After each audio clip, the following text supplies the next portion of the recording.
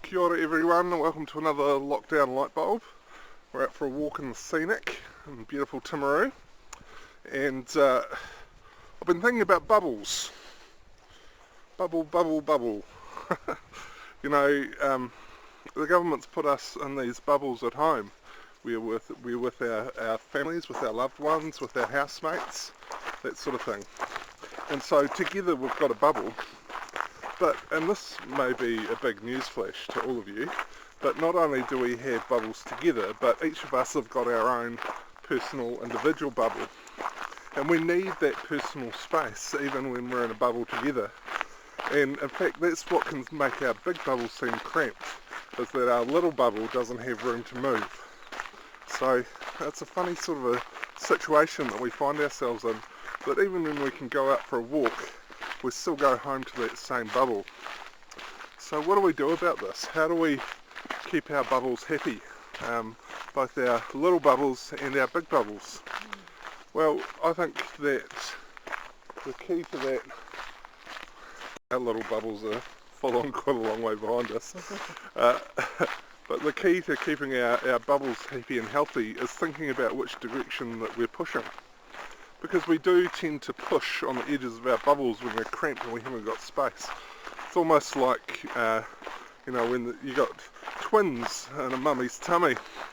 You know, they kick and they stretch and they elbow, and I think you know what that's like, don't you, Andrea? But not with twins, I hope. But we all know what that's like when little pointy bits start sticking out, and I'm sure that brother or sister gets even more pokes than mum does when those babies haven't got enough room to move in there. And so I think that when we're thinking about our bubbles and keeping our bubbles happy in this time, then we've got to think about how do we make room on the outside of our bubbles. Because if we push on the inside of the bubbles, we're going to end up pushing on each other and annoying each other, and it's actually going to make it worse and not better. So how can we extend our bubble? Because we don't want to go out there and join someone else's bubble. That's not what we're talking about. But we do need to find some room. And I think that one of the key things in there is that we all need to find a spacious place where we can be in this time. So we need to find room where we can put our feet and stretch out our arms, figuratively speaking, and make room to live and to breathe.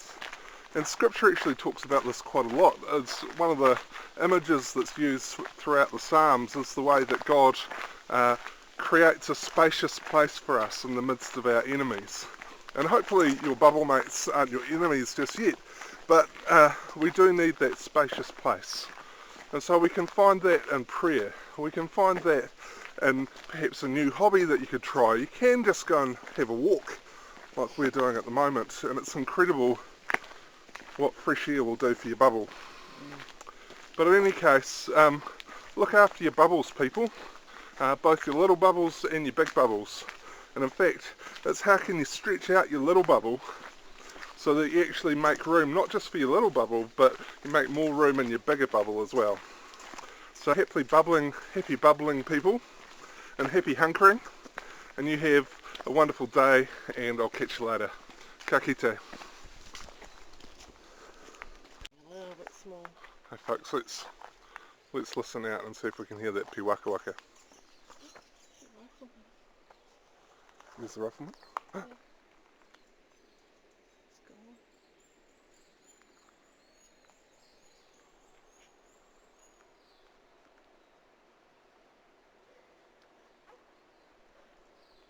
When the kids were little and our bubbles were getting a bit cramped, I used to play this game with the kids where we would go out into the garden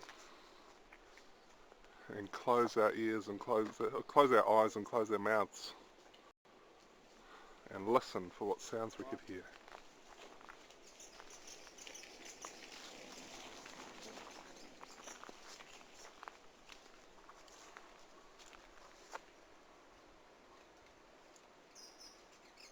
See the wee piwaka waka there? Fantail.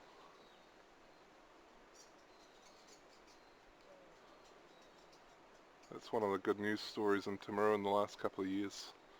Has been the increase in bird life. It's beautiful. I'll see if I can zoom in a bit. Hold on.